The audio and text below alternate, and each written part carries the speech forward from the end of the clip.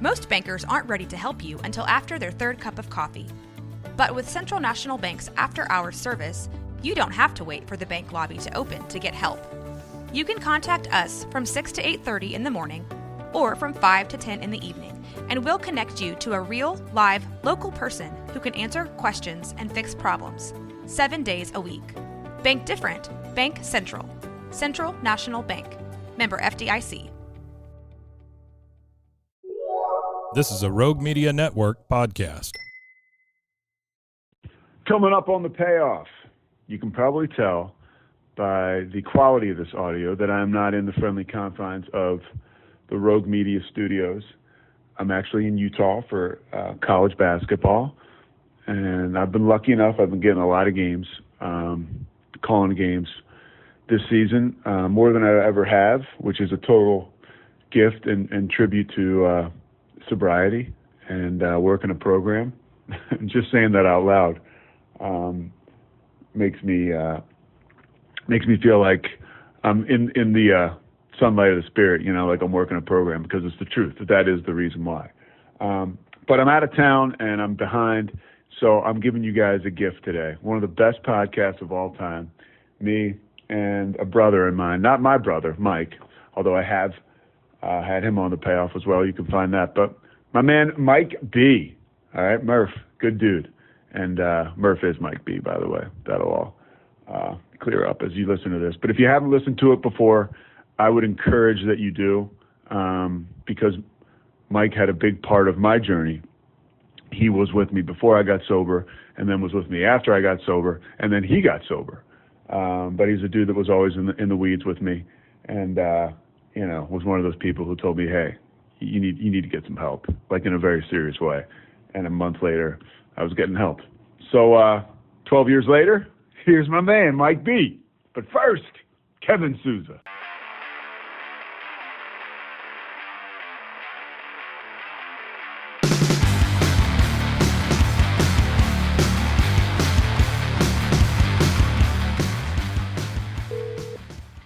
Pete, Murph, what's happening? what's going on, man?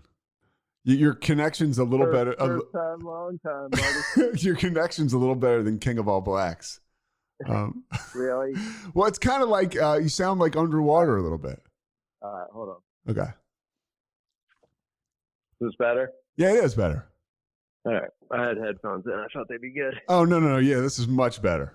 This is a big honor. I'm a super fan of the pod. Well, you actually, you sent me the rough cuts. I listened to it then, and then I also listened to it once you posted on Thursdays. And I just think it's great, man. I love what you're doing, and I'm going to steal one of your lines, which is hang in there and take this compliment. But I think you're really good at it, and it's been just great to see your progression. I mean, I'm sure we'll get to in the pod. You and I have known each other since we were kids, and I've seen your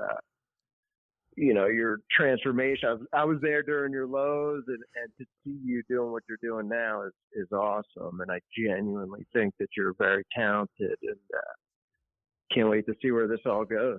I really do appreciate it, because you were one of the reasons this whole thing kind of got started, pushing me in this direction. And that's kind of and we'll get to this, right? But that's kind of what sobriety is about, like living in sobriety. It's being able to bounce ideas off people when you think, oh man, there's no way I can do that. And somebody's like, dude, just do it. And our relationship in particular has been yeah, it has. That's been huge for me. Yeah, me too. Sobriety. Yeah. And it's funny because we'll start right now. I mean, your drinking career, I was there for a big part of it. Like you said, you were there for mine. What is your sobriety date? My sobriety date is July 8th, 2016. Coming up on 5 years in July. Had a rough July 4th weekend 4.5 years ago. And, came into the rooms on a Friday. I called our buddy Danny after, a 3 or 4 day bender, and was just, as the cliche goes, I was sick and tired of being sick and tired. We'll get to the recovery, but I want to go back to your first drink. If you can remember what that was like. My first drink, I was a sophomore in high school. I got invited to a girl that was a year older than me. I went to Episcopal, and she was a year older. She was cute. She invited me and two other guys over to her house on a Friday night, and there was, three guys, three girls. We each probably had 3 or 4 beers, made out with the girl. We walked into Narberth, and it was just such a fun night. I mean, literally, when I look back on it, it was like, I remember that feeling of like, I want to do this all the time. This is awesome. This is fun. And really, like, from that first drink, drinking and then smoking pot became my number one priority. Your family's based in Philadelphia, but you grew up in Canada, which is worth mentioning. My parents were both from Philly. My dad started a business up in Toronto, so we lived in Toronto until I was in 8th grade. And you didn't drink at all there? I didn't drink at all there, no. We lived kind of in like a rural area. We got in lots of trouble, but it was like egging cars and stealing from 7-Elevens, things like that. We were definitely like rambunctious boys, but drugs and alcohol were not in the scene at all in Canada. That's like the best case scenario for an alcoholic. Not only does it make you feel incredible, but you get to make out with the pretty girl on your first night. It was just like, this is fun, It just like cemented like how much fun that is, And I grew up with like uncles that were like real gregarious, loved to have beers and tell hilarious stories. So like I couldn't wait to drink and act like that. And then so for that to be my kind of initial experience, just cemented in my mind, like, this is awesome. I want to do this all the time. So you got through your entire freshman year without drinking? I did. Yeah. And you were a very, very good basketball player. Basketball was pretty much, you were a very, very good basketball player. How did the drinking impact your basketball career? Basketball was probably my number one priority my whole life until I discovered drinking, drugs, and women, really. I mean, those things just took priority immediately. I would shoot hoops all night on Friday night, all night on Saturday night. My freshman year, by sophomore year, I was trying to figure out ways to lie to my parents and figure out how I could get to, a party and get away with drinking without being caught. So really that applied to almost everything in my life. Like my grades started going downhill, my basketball career, my relationships, all that stuff. Really, like when I look back on it, immediately started to nosedive. I didn't see it at the time, but now that I've been sober for 4.5 years and kind of reflected on some of that stuff, it's very obvious.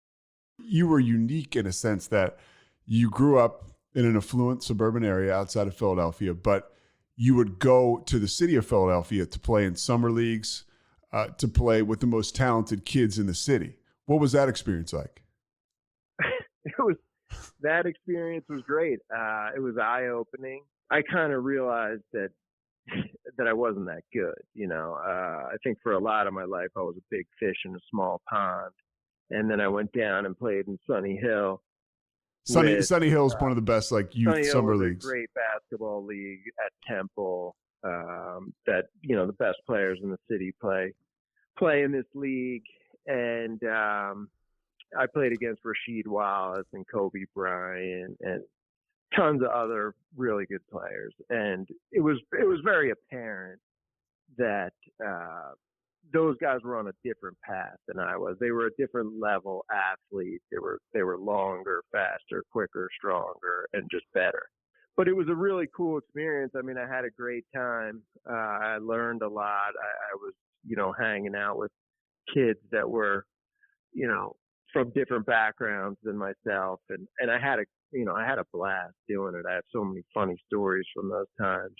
But in terms of what it was like, I would describe it really just as an eye opener about, the talent that's out there. And Sonny Hill, by the way, is a Philadelphia basketball legend. That's why the league was named after him.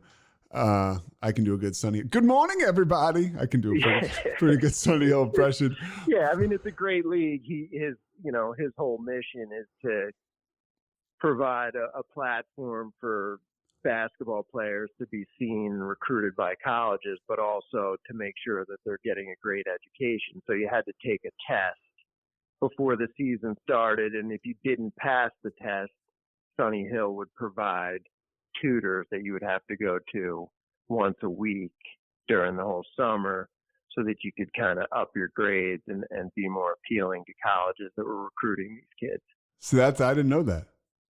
Yeah, the test was hilarious. I mean, it was like if you go to the store and you have $5 and you buy something for $4, how much change do you have?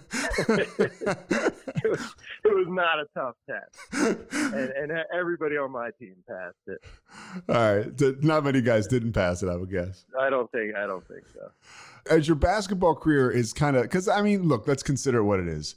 It's kind of taken off in a relative sense. As you're playing in Sonny Hill, you move from Canada, you come to Philadelphia, you're playing against some of the best players. How does your drinking go along and progress?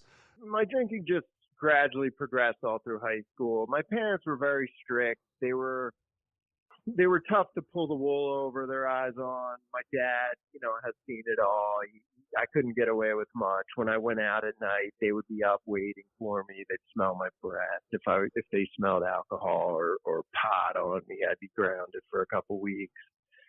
So, I basically kept it in the fairway in high school. I would say I drank at every opportunity that I possibly could. If I could convince my parents to let me sleep out on a weekend at a buddy's house, I would drink as hard as I could.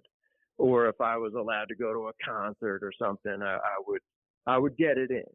But for the most part, I was drinking. I wasn't drinking very often. When I did drink, I went hard. And it was a source of a lot of fights, with my parents. My mom in particular, she probably saw how my grades were suffering, my attitude was suffering, and could tell that there was something going on with me. And she would ask me like, "What's going on?" And I, like a typical kind of addict alcoholic, I'd say, "You can get off my ass. What's your problem?" So, like our relationship just kind of suffered for a few years there. Because they wouldn't let me do what I wanted to do, Did you notice at that point in time, and whether you knew it then doesn't really matter, but looking back, do you see that alcohol and drugs, and I don't know the answer to this, was your number one priority? Absolutely. Alcohol, drugs, and like socializing, like women, friends, being in the cool crowd. All that stuff mattered to me way more than it should, and mattered to me way more than the other things. I mean, I heard a line in a meeting the other day where a guy was talking about altering your goals to meet your behaviors rather than altering your behaviors to meet your goals. And that summed me up, I mean, if my goal was to play college basketball, I quickly changed that goal to say, I don't care if I play college basketball because my behaviors weren't lining up with making that a reality. And by the way, you could have walked on at a Division I school without question. And when I was at Villanova, I played intramurals, and the assistant coach asked me if I wanted to walk on. And I was like, yeah, sure. He's like, all right, well, you need to go get a physical and bring the paperwork to me. And I was like, nah. Like I just didn't. It was like that was too much of my life was already unmanageable and enough that was a problem for me. And, yeah. And my story. I mean, I was bartending at Villanova. I was having a blast, like sitting on the bench and being a cheerleader. Well, hold on, slow down now. Slow down. We'll get there. But there's more. The high school stuff gets pretty interesting because it really evolved. Like in our crowd, I mean, obviously Murph and I, not only are we like family now, but we grew up alongside each other. And there was a lot of like, I felt like the progression into the use of drugs, whatever kind of drugs you're talking about, was significant for our group of friends. Like, how did that affect you towards the end, I guess, of your high school years?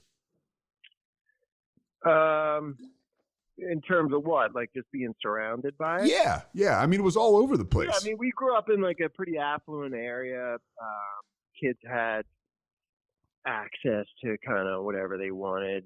A lot of kids had their parents' credit cards or whatever. A lot of parents went out of town and left their kids home alone, so you had places to party, and there, there was booze and drugs available if you wanted it. And I mean, I loved it. I was willing to try anything. My brother-in-law always jokes, and he would say, if you handed Murph 3 pills, he would take them, and then he would ask you what they were. And that's just, if it was going to alter my mood, I was down to try it and down to do it. And, it progressed more and more in high school. Did you get more comfortable? Did you get more comfortable in your own skin? Yeah, I think so, for sure. I mean, I think alcohol is liquid courage for anybody. I don't think I was particularly uncomfortable in my own skin before. I mean, I'm sure I had insecurities like anybody, especially any high school kid, and alcohol in particular helped there. But I don't even, I don't look back and say that's why I did it. I don't look back and say I was so uncomfortable I couldn't talk to anybody or anything. I just loved it. Just was so fun. I wanted to do it. I loved, just that whole party scene. It just seemed exciting to me, and like, why would you want to do anything else? So you're finishing up at Episcopal. You're obviously partying. Yeah. What does like your college decision look like? My college decision was because you go to this high school where people are going to Penn, they're going to Harvard. They're going to really good schools for sure. Probably 20 to 30% of my class probably went to Ivy League schools. And, my grades weren't horrible, but they weren't great. I mean, I never applied myself in school at all, since, the first grade. My report cards would always say, like, he has a ton of potential, but he just needs to buckle down a little bit. And, in high school, that was especially true. So I tried to convince my parents to let me go to like Arizona State. I forget the schools I wanted to go to, but they were hilarious. And my dad was like, no way, dude. I'm not paying for you to go to a 4-year vacation. And somehow the University of Massachusetts, I think it was because their basketball team was good at the time. I'll apply there. And I swear to God, I think I applied there because the application was easy. Like that was how I was out. Because the application was the easiest. Easy. Yeah, like some of the applications you had to write like essays and whatnot. Like I think UMass, you just had to like fill out some multiple choice. I mean, that's literally where my mindset was. Yeah. And so I went to UMass for a semester. I got up there. The classes that I were in, there was like 400 kids in the class. So I was like, this is amazing. I don't have to go. And I basically never went to class. And I got a 0.05. I don't know. It was my GPA was pathetic. I think I failed 4 classes and got a D or a C in one. And I came home, and which was actually a crazy story. If you want me to go into that, yeah. I came home for Christmas break, and my buddy Matt, who was out in Denver at the time, and I decided to go skiing in the Poconos, which was about an hour and a half outside of Philadelphia. And we went up, we rented a hotel room, and somehow we got acid. And we ski for the day, and then we take a couple of hits of acid, and we're just hanging out in the hotel room. tripping like a couple weirdos. And all of a sudden the phone starts ringing. And it's ringing and it's ringing and we're letting it ring. And this is, by the way, this is no cell phone. This is the hotel room phone. There was no cell phones at the time. So this is the hotel room phone. And we're like, who the hell's calling us? We're tripping. We're not a good mental place. So finally I'm like, I got to pick this up, dude. This might be an emergency. So I pick it up and it's my brother. And he's like, dude, you're in big trouble. Dad's looking for you. And I think he's coming up there. And I guess my brother knew that we had gotten acid. He knew it wasn't going to be pretty if my dad came up. So talk about a bad trip. My dad did not end up coming up there, but when I came home the next day, because he had seen your grades. Yeah, he had seen my grades, and he was pissed, and rightfully so. So I got home, and he said, "You're not going back to UMass. It's a fucking joke. You're going to go up to Canada and work for me in the parts department in his business," which I did for, like a month. And then I applied to Villanova to go to night school. Villanova said if I had got a certain GPA for a semester at night school, then they would let me in full time.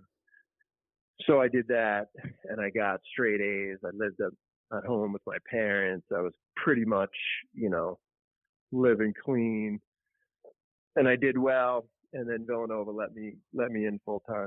What was your experience like at Villanova? I mean, now we can get into the bartending and stuff like that because it's pretty interesting. It was, looking back on it, it's such a bummer. I mean, Villanova is such a great school. I met so many great people there, and I did not take advantage of it at all. I socially had a blast. A friend of ours and myself got a job working at like the most popular bar on campus called Smoky Joe's. We literally went to the owner. We were freshmen, and we said, Pat, we will weed your garden. We'll, mulch your lawn, whatever it takes. Just let us in the door. Let us bar back. Let us, clean the floors, whatever you want. Just let us work here. And he's like, all right, I'll give you guys a shot. And literally within like 3 months, both of us were bartending. And it was fun, dude. I mean, I felt like a celebrity. I was making tons of money. There was lots of women, drinking every night. Those guys that own smokes were great to work for. They let us have fun. We weren't supposed to drink behind the bar, but we drank and we had a blast. It was literally like one shot for you, one for me. Yeah, and you mentioned the women. How were your relationships with women?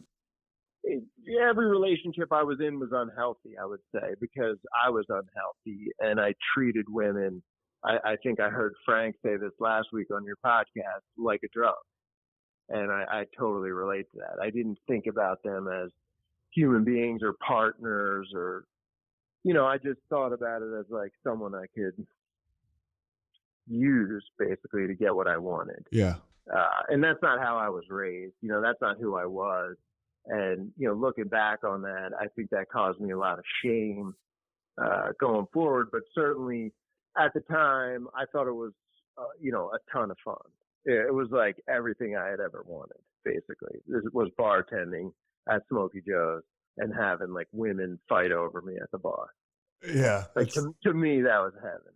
And the ego is like loving it, The ego's out of control. And I think I'm the man at that point. So how does college finish up? Like, take me through those years. So yeah, my college career was a rough time. I just basically never went to class. I got really into pills. Like prescription drugs.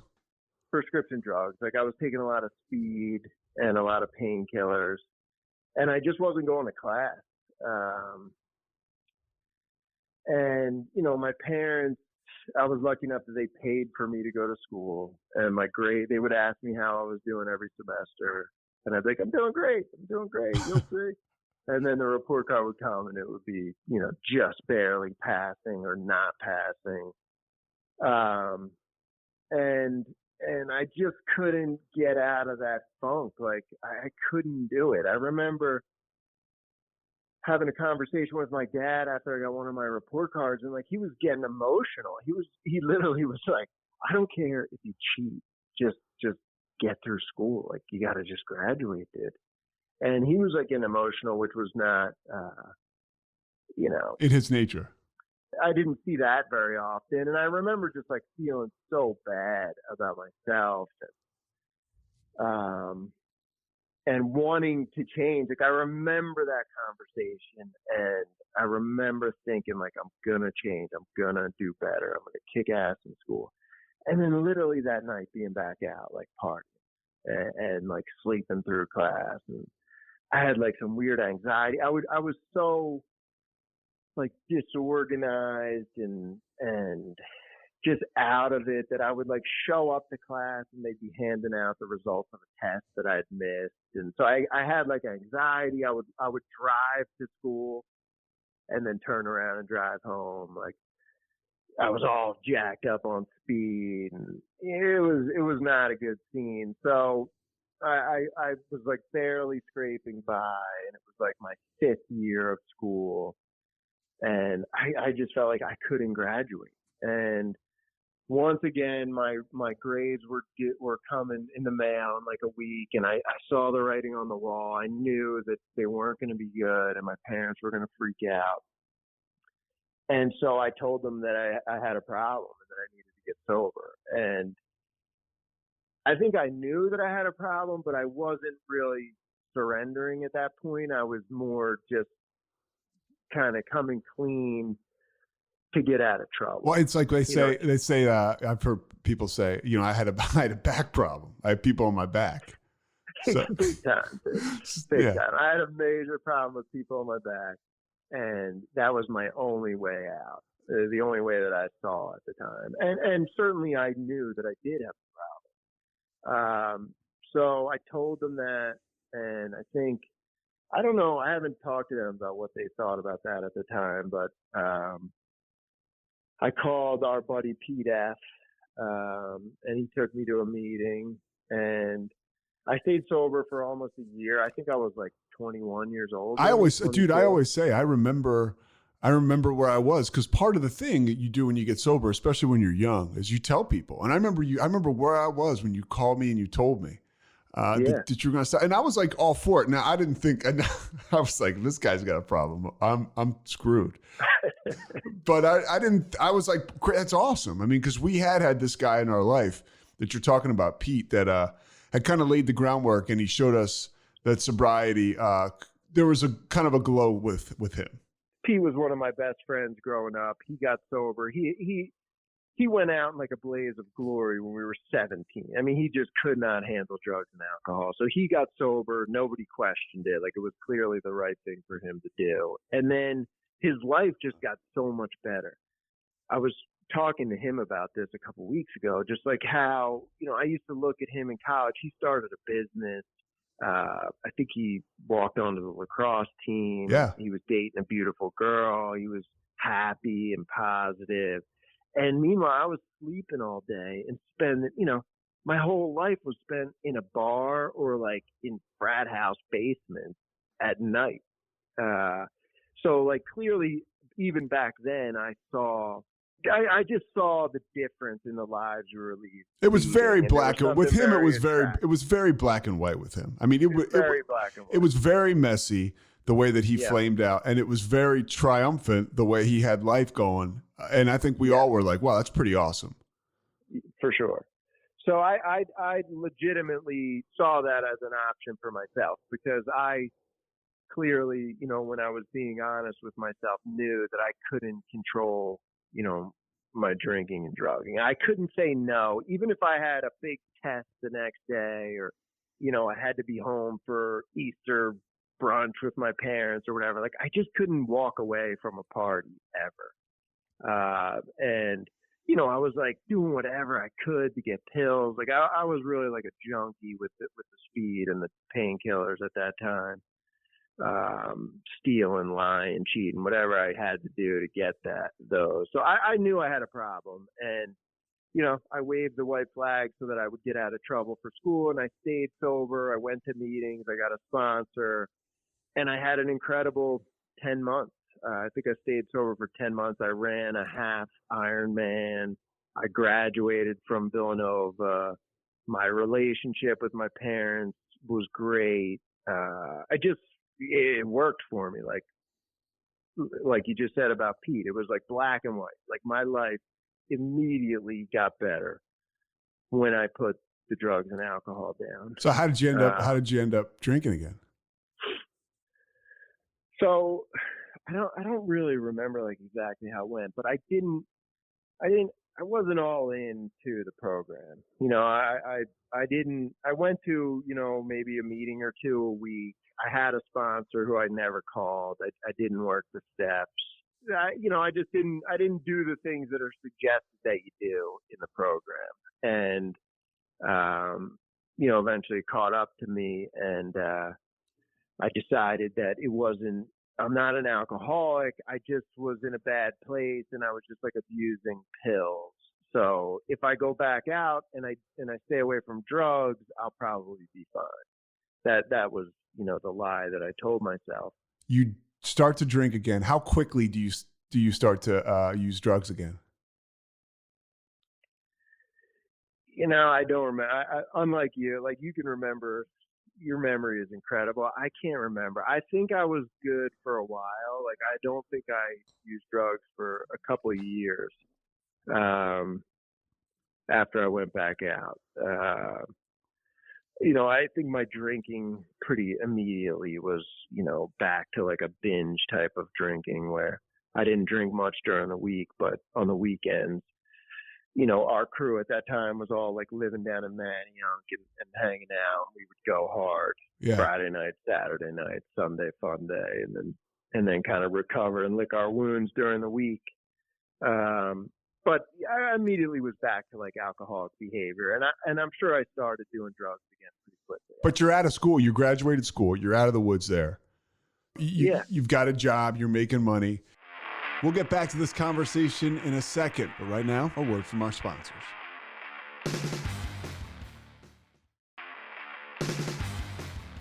What happens then with the alcohol and the drugs? Like, where are you living? What's going on? So that's a good question. So I was working. I lived downtown for a little bit in Old City. I was just kind of in like one unhealthy relationship after the next with women. And I'm not saying they were unhealthy. I was unhealthy, and therefore the relationship was unhealthy. I was working. I was doing pretty good. I got a job. We had an office in Virginia Beach where the guy that was running the branch office, kind of quit unexpectedly on us. So I went down there to run that branch for a couple of years. And I kind of remember that kind of being, remember really living alcoholically down there. I isolated a lot, and I started drinking by myself. And I was back on like speed pills. I was doing a lot of Adderall, and like ordering. I remember like ordering pills from like China. And getting them FedEx to my office in Virginia Beach. Like normal people don't do that. Normal people don't do that for sure. And just like, I guess that was where maybe I started drinking by myself because I didn't really know anybody down there. I moved down there, and I would leave work on a Friday and stop at the liquor store and get a bunch of booze, and I'd have a bunch of pills, and I would just drink during the week. I would go out to like a bar for dinner or something by myself, and maybe meet people. I met a couple of women down there that I dated, and but I was really going hard in a dark, weird solo way where I was isolating and drinking and using a lot by myself. And then you come back to Philly, and it's almost like you're back full throttle because your job moves you back to Philadelphia. And you come back from Virginia Beach, and you're kind of in the same gear you were before you stopped drinking the first time.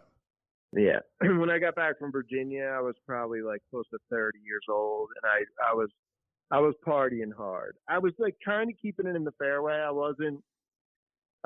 It was mostly, like I said, it was like binge drinking on the weekends. And like I would, get up and work and do my thing all week, and then Friday would come and I would just go hard, like real hard every weekend. I got sober when I was 39. So when I was 35, I think is when I really became like a daily drinker. Where I started out like having wine, with dinner or whatever. And that quickly became like a bottle and a half, 2 bottles of wine, like on a Tuesday night. Every night I was drinking. I was doing a lot of drugs at that time too, like starting around age 35. And you like moved back. You moved back from the city of Philadelphia to the suburbs of Philadelphia, where you basically kind of build a house out there. So you're alone, in a big house by yourself a lot, in an area where a lot of people. You obviously have a lot of connections, but things are just getting worse. Yeah, things are getting a lot worse. But on paper, and I got to say this because this is an interesting alcoholic. Side note, you were doing a pretty good job of keeping up appearances, making it look like you were doing okay. People didn't know. Well, that's the whole thing, right? I mean, that's how we are. We, we put on such a front, so many lies, so much, our whole lives are spent trying to convince people we're all right so that, our party doesn't come to an end. Yeah. And I certainly was living that way, trying to act like I was okay and hiding everything. I mean, things look great. You're dating beautiful women who honestly kind of they have their stuff together. You did a good job with that. I mean, obviously I was still very close to you. You did a good job with that. Dating women that, were good people, but you were the one that was the toxic part of the relationship, but you didn't seem like a toxic guy at all. Yeah, for sure. I mean, I guess I was able to fool people. I think the women I dated quickly figured it out. That, I wasn't all I was cracked up to be. So a lot of them, and stayed with me, but they, it was a source of a lot of problems in the relationship. Just the way I partied. I was like morally bankrupt and spiritually bankrupt, and I treated most of the women that I dated accordingly. It was dark, I was just living a lie, which I think probably most alcoholics and addicts do. You're just lying about everything and putting on a facade that's just not reality. I got to bring this up. I mean, I got to bring this up because it wouldn't be reality if I didn't. While you're going into this, like maybe somewhat of an abyss, I'm there. I am there. And you were one of the people who kind of helped me realize I was there. One of the people who was like, I was so close to, but then you were just like, didn't want to hang out with me anymore. I mean, tell the story about when I came over to your house. Like, I want you to tell that story. Yeah. So this was like a time when you had been in a very dark place where, I think of you as like one of my like happiest friends. Like when we were young, you were like super popular, great football player. Everybody loved you. You were always like joking and laughing. And then as your disease progressed, you became like kind of dark and moody and just like we joke about, you'd steal $20 and then help me look for it. Yeah. And, we had gotten to a point where like we weren't hanging out, we weren't talking that much. And then you had started calling me, telling me you were doing better. I think you had tried getting sober a few times and you were doing better. And we started to reconnect a little bit. And I was having people over for a Phillies playoff game. It was October 1st. It was a month. It was a little bit more than a month before I went to rehab. What year was this? It was 2011. 2011, yeah. So this was funny. Let me back up a little bit. I play a sport called squash downtown at a club called the Racket Club, which is kind of like a fancy type club in the city where they play this sport called squash that I love. And the pro at the club is a good buddy of mine. and he had asked me if I was willing to host a college squash team for the weekend, who were in town for a tournament. And I said, yeah, no, I would love to, no problem. I have extra rooms in my house, be happy to do it. I said, I probably won't even be there. I'll leave the key, etc.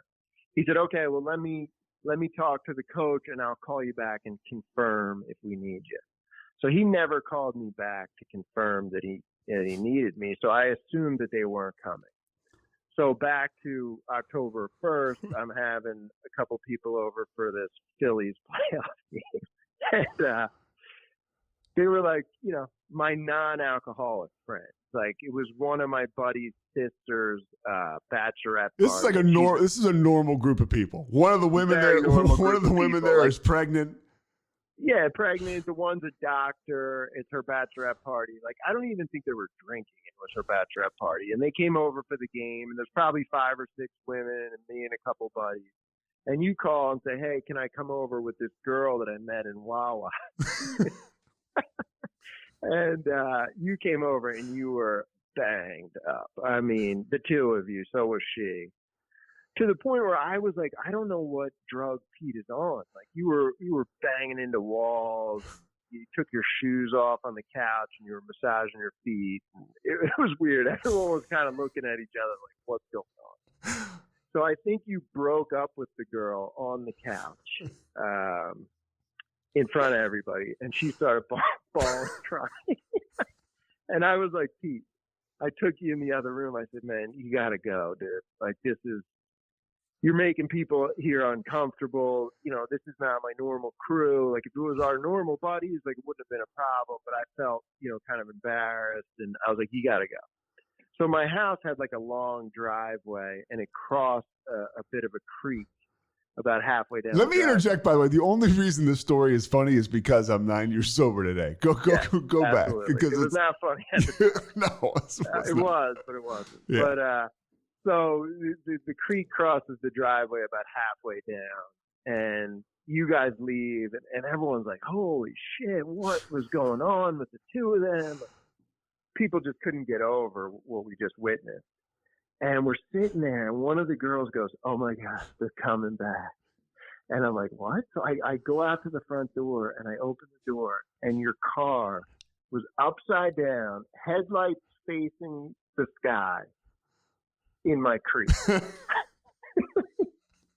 And I ran out, and I freaked out. And, I was like, you got to get the fuck out of here.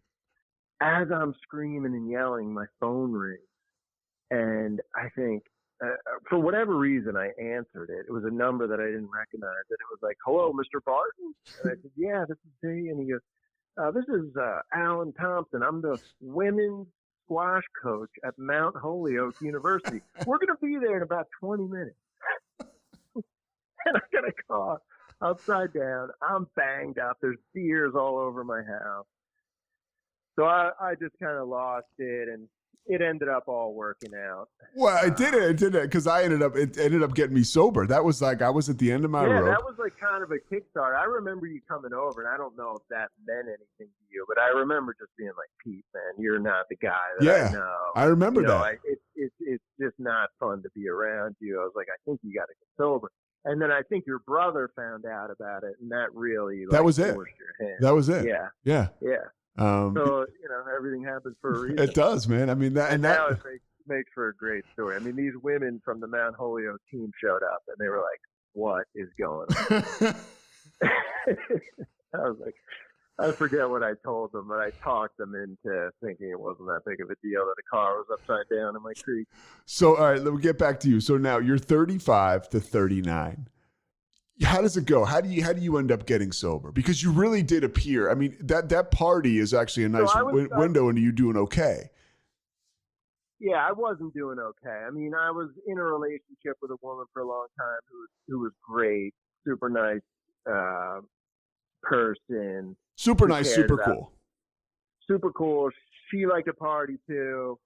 So I had kind of no governor, and we partied hard, and I drank daily. And my life just started to like I said, I was more morally and spiritually pretty much bankrupt. I was treating her very poorly. I was 30 pounds overweight. I stopped playing squash. I stopped reading books. Like I stopped doing anything that I used to like to do. And all I did was get home from work and drink.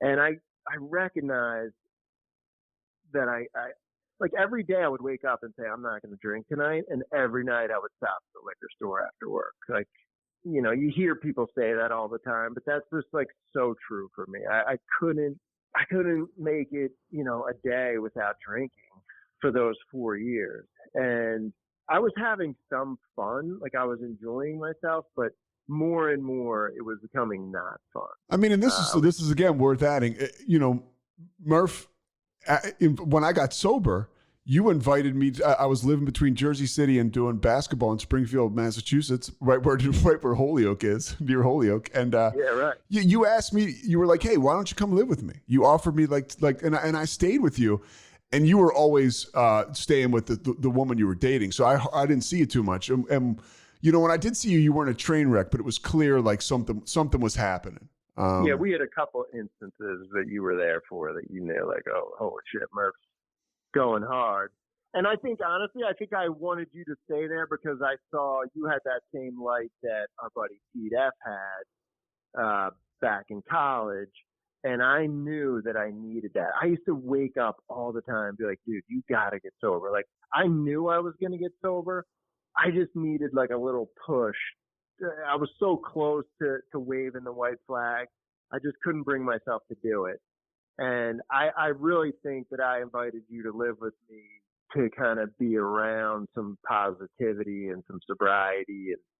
And I think there was definitely a relation there that caused me to invite you to live there. But anyways, I was getting in like lots of trouble with the woman I was dating for doing stuff that I shouldn't be doing. She was getting fed up with my behavior.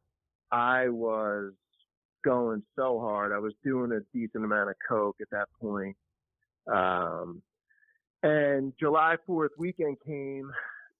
Actually, a week before July 4th, the woman and I got in a fight, and I drove home, and I was like blacked out drunk. And I remember waking up the next day being like, dude, you're so out of control. Like, you knew you shouldn't be driving, and you drove. Like, I just started to really feel powerless over alcohol. Like, I wanted to be better, and I couldn't bring myself to be better. And then a buddy of ours called me and said, hey, I'm going out on a Wednesday night, and why don't you come meet me? My wife and kids are out of town. Like, I'm looking to have some fun. And I said, I got something going on for work tomorrow. I'll meet you out for like 2 beers, but I got to be home by 9. And I was like adamant about it. And the next thing you know, it's 6 in-the-morning, and I'm calling out of work. I think it was maybe a Thursday, doing drugs, hadn't slept. Didn't even call out of work, just didn't show up. And then like called my dealer, did the same thing again Thursday. And Friday morning came around, and I had enough. I was sick and tired of being sick and tired. And I called our buddy Danny, and I told him that I need to go to a meeting. And he was like, well, it's a coincidence because I'm going to see a really good buddy of mine speak tonight at St. Joe's University, so I'll pick you up. Actually, he didn't pick me up. I met him there. And I went to a meeting, and the guy, I related to everything he said. And I remember having like a tremendous feeling of relief that I didn't have to, live the way I was living anymore. How does your life start to progress, like in early sobriety? How does it change? What are you doing differently? I think like it immediately started getting better. Those first couple months were tough. There were certainly times when I questioned whether I was, doing the right thing, whether I wanted to be sober. I remember driving over the Walt Whitman Bridge on like a Friday in the summertime, and there was a billboard advertising Miller Lite, which I never even drank, but it was like a summer Friday, and I was looking at that billboard, and I was like, what am I doing? Like, there's no way I can live sober for the rest of my life. Like, I'm never going to get to like go down the shore and have a bunch of beers and have a good time. And there was many moments like that in the first, I don't know, 6 months. But I had a great support system around me, you and Pete and Danny and other guys that I met in the program, and Scott, our buddy Scott, who was a big help to me early too. And I just went to a ton of meetings, and you and I spoke on the phone every day, and I started to kind of open up about my feelings, and with you in particular, I would tell you every little thing that happened during my day and how it affected me. And it was awesome, but it was, how it made me feel. yeah. And as another alcoholic, it was awesome because that's when the magic starts to happen. That's when you start to get that feeling that you got from using drugs and alcohol, because you put that crap out there, and you're like, oh, like it's not that big a deal, and the other person can totally relate. Absolutely. And that's the stuff in early sobriety. You're just you're just a raw nerve. Big time. I mean, I had been numbing my emotions for so long that like every little feeling I had, I was like, oh my God, what is this? How do I deal with these feelings? And it was tough. I remember Scott telling me early on. I mean, he told me so much good stuff early on. But one of the things he told me was a problem. Like, you got to talk to me. You got to be honest with me, because a problem shared is a problem halved. And that kind of stuck out to me. Like a problem cut in half. Cut in half, yes. And that turned out to be true for me, because a lot of times I would call you and tell you this thing that felt like a huge deal to me. And then as it came out of my mouth, I was like, oh my God, nothing. Yeah. Like, I can get through this. And I went to a ton of meetings. I kind of went in with a bit of a bad attitude, I would say, where I thought, I'll give this a try, but I'm not going to hang out with these people. I'm not, into the God thing. I'm not into the big book or any of this other stuff, but I'll go to meetings. And just by going to meetings, I basically started to get that stuff, I guess, by osmosis. I started to make friends in the rooms, and I started to, get in service a little bit, chair meetings and do some other things that helped. And how important was all that stuff? Like the service aspect of it? The service aspect was huge, because when I first started, and when we're talking about service, we're talking about you make coffee at a meeting. If you set up the chairs or you clean the chairs up afterwards, or you chair a meeting. Which means, by the way, you got to get there on time, and you got to get there early. Yeah, early, and you got to leave and talk to people. Exactly. And you leave a bit late, and really, like, that's where the magic happens, I think. Because when I first started, I would show up a minute late and leave a minute early and not talk to anybody. And then as I started doing that kind of stuff, I started to meet people and really make friends. And I think it gives you some accountability. Like, if you don't show up or, for a week or something, somebody might call you and see how you're doing. But really just getting to know the people in the group and realizing that they're all awesome people, and started making friends. People started asking me to tell my story for them. And, it just kind of snowballed into becoming very involved in the group. When do you think it changed for you? A guy named Sonny, when I lived in Louisiana, always told the story of, he asked his sponsor, like, this guy'd been sober forever. So maybe 40 years ago, he asked his sponsor, how long do I have to go to meetings? Till you want to. Right. Do you remember there was a point when you wanted to go, or you started to really enjoy recovery? I think that was pretty quick for me. I loved meetings. You used to say it's the best ticket in town.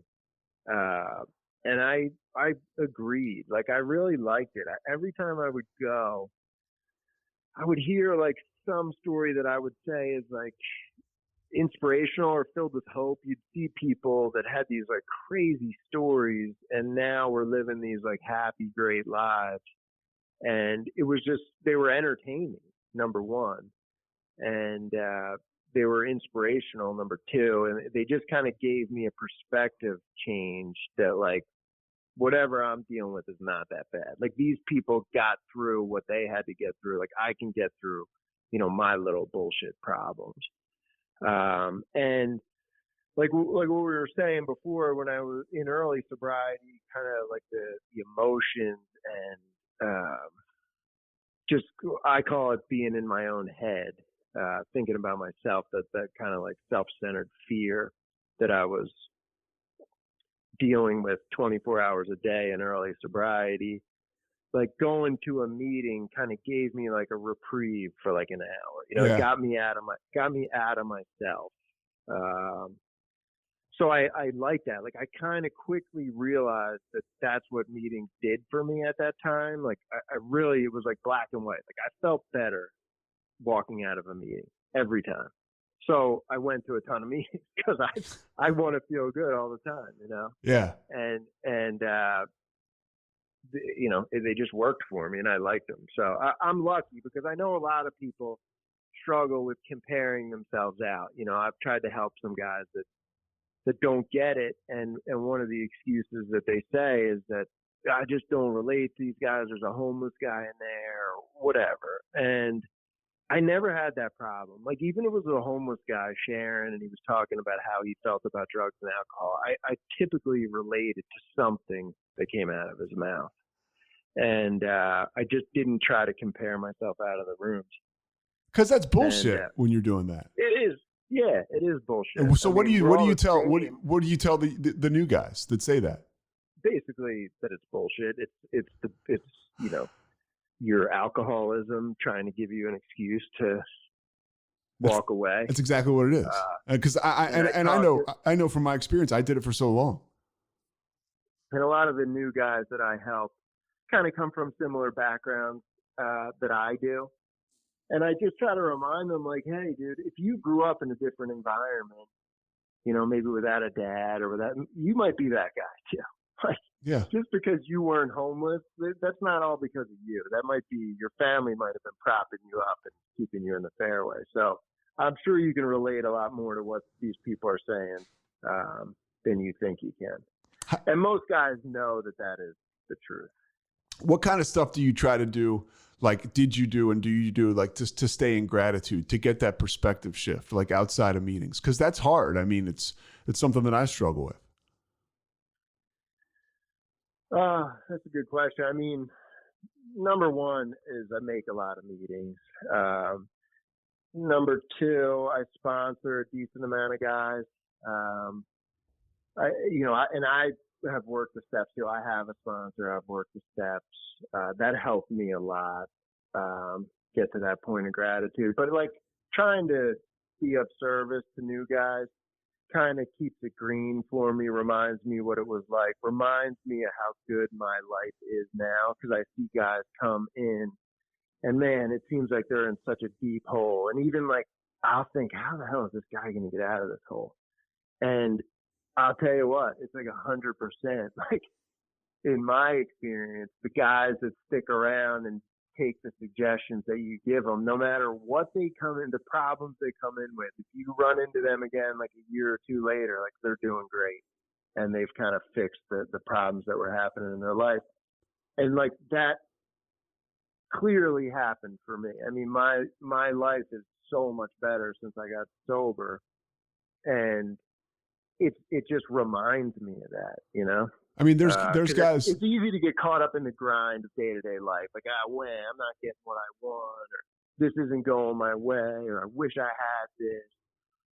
But then if I'm, going to meetings and talking to new guys, it just reminds me like where I was and how much I do have today, 4.5 years sober. I mean, there's living, breathing examples of this. Like there's a Zoom meeting that you and I are on, and there's guys that you literally talk to. Now they're on this meeting, you met them and I know that, I know them through you. And these guys are like on fire, and they're like, they're guys who I really respect. And it started with a conversation with you after a meeting. And it's like, that's kind of what this whole thing is about. It's like we say, if a guy is in a meeting and he goes out to drink, it's like, I would bet my life savings that the guy is going to be a complete failure. If he doesn't drink, I'd bet my complete life savings that the person's going to be fulfilled and successful in their own right. Big time. Big time. I would bet against anyone who's an alcoholic. If they're drinking, I'm betting against them. It's going to catch up to them eventually. Their life is going to fall apart.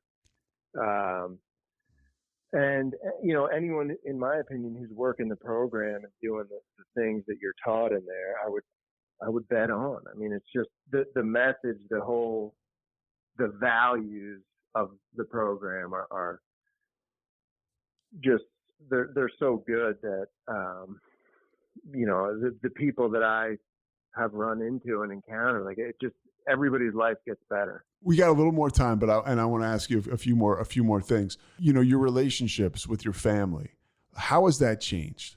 I mean, it's just gotten so much better. It's like night and day, really. Like, I had such a great relationship with my parents, which I always had. My relationship with my parents was never that bad, but it was a grind for a certain number of years. I used to try to avoid them because I knew, they didn't want me living the way I was living. But right now, like, we just have a great relationship. They're awesome people. When I'm around them, I'm happy and in a good place. I share with them, a lot of the stuff that I go through in sobriety. They're very supportive. They love it. I mean, they see what it's done for me. My brother and sister, I remember when I got sober, he was like, dude, it's so nice to, like, have you back. Like, you used to be so unreliable. I'd call you, you'd never answer the phone, or we'd be supposed to play golf and I would cancel at the last minute. Like, little things like that. My brother and I have always been close, very close, but, like, even he saw the change, like, almost immediately. And my sister, same deal. Like, that kind of stuff has been great. How much bigger has your life gotten? I mean, you talked about this guy who was alone by himself. Dude, at the end of my drinking, my life was so small, right? Like, all I wanted to do was drink by myself because I could drink the way I wanted to drink. I was in my house. Like, the ideal weekend for me was to go home from work on a Friday and not leave till Monday, not talk to anyone, not take any calls, like, just get weird by myself. And, I just had a baby girl. I got married in June. You got a beautiful wife. You got a beautiful daughter, Beautiful wife who, like, I just really respect, and we're having a great time together. And, she's cool and fun. And we have, like, a very healthy relationship. And we had a baby girl 3 months ago, and that's been phenomenal. And I'm just, like, so excited to be, like, a sober dad. Because I know that I wouldn't have been the type of dad that I would have wanted to be if I was drinking. Like, there's just no way that I could do what I was doing and be, like, a positive influence in a child's life. And now, like, I just can't wait till she, like, gets bigger and starts walking and talking and all that kind of stuff, So yeah, my life is just like, it's like a 180 for the better. I don't think there's been one thing about getting sober that I would say is a negative. Like, I don't even miss drinking. That's the crazy thing. Like, you could have never convinced me of that 4.5 years ago. I don't feel like I'm missing out on anything by not drinking. Like, I can still be social. I just, that is the miracle of getting sober for me. I almost never think about drinking. Yeah, I mean, it's crazy. Do you have that experience? Yeah, I mean, I remember when I was like, and it took a little bit. I was probably 1.5 years sober, and I was probably hanging out with some of you guys who were drinking around me, and I was probably started to connect with females again, with confidence, or I would cut through my fears rather than let them chase me off. And I remember I was hanging out with a bunch of you guys once, and you guys were drinking, you were still drinking, and I remember being like, I'm having so much fun, and I don't want to drink. And, like, that was like this huge gust of self-esteem. And I certainly didn't have it when I was drinking, because I'm so insecure at certain times, I would just drink till I felt confident. And Right. on top of the fact that what you talked about is, I just got the shit. I got the ism.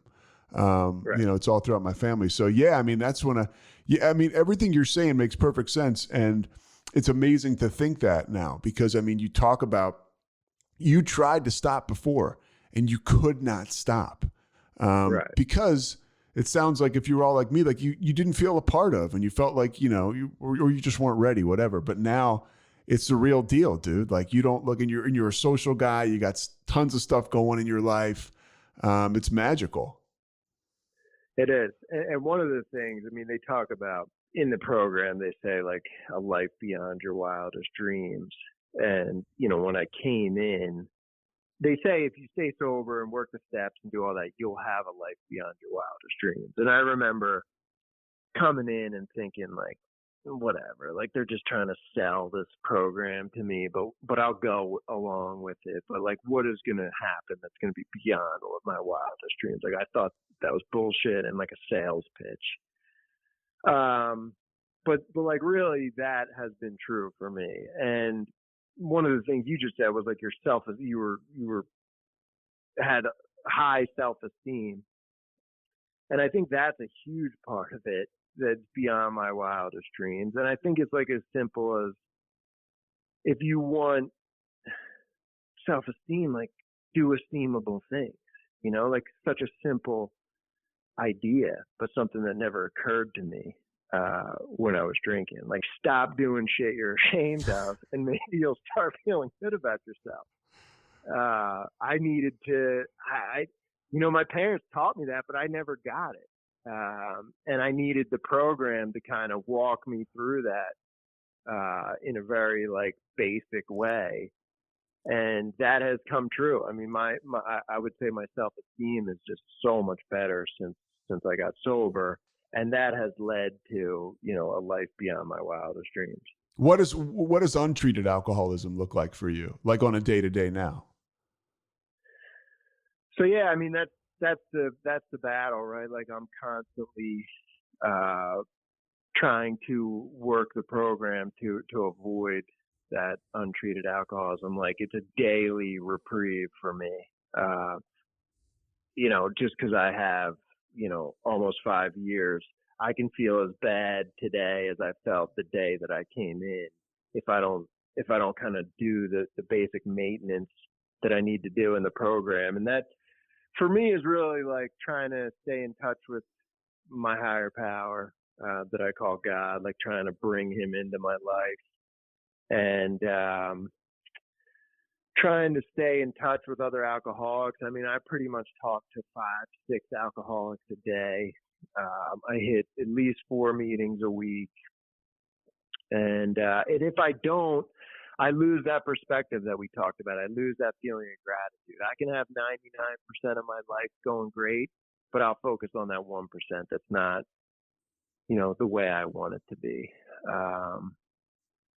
So, and I can, if I don't go to meetings, like, I can start thinking that drinking looks good to me again. When I get away from it, I can quickly forget the way I felt on July 7th, 2016, and think I wasn't that bad. I'm not as bad as these guys were, I can convince myself of that. So I don't know if I answered that question. Yeah, you did. You did a hell of a job too. What do you tell people that are like on the fence about drinking?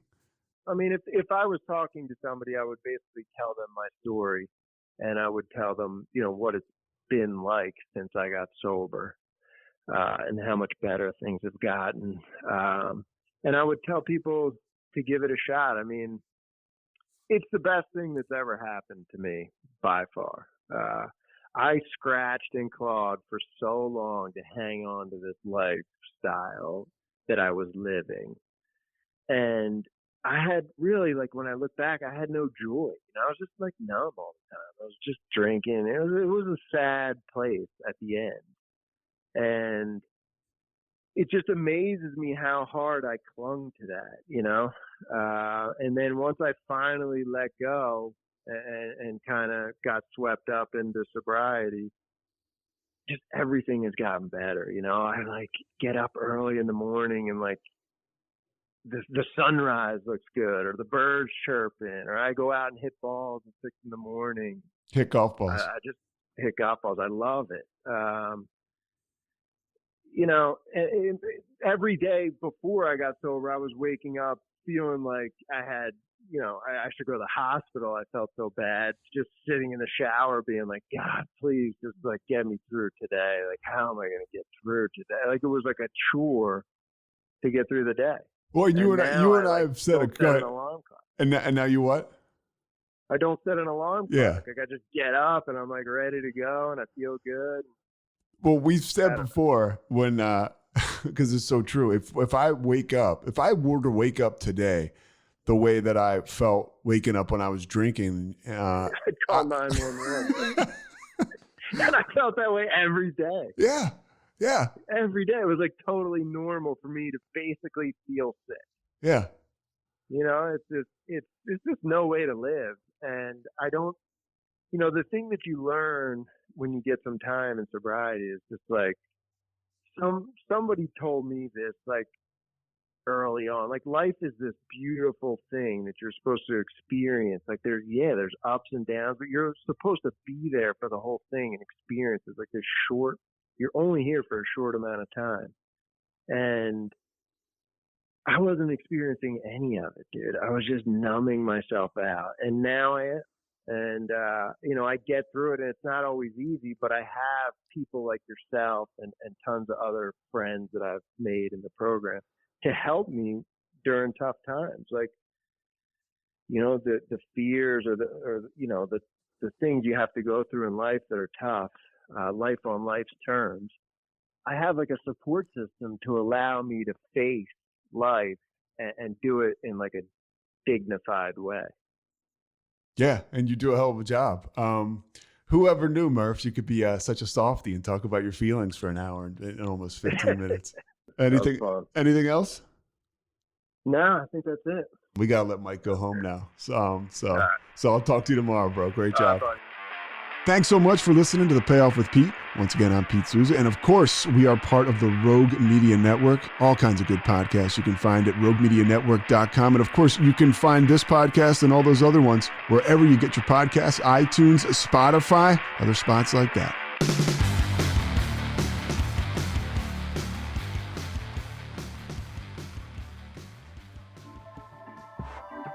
This has been a Rogue Media Network production.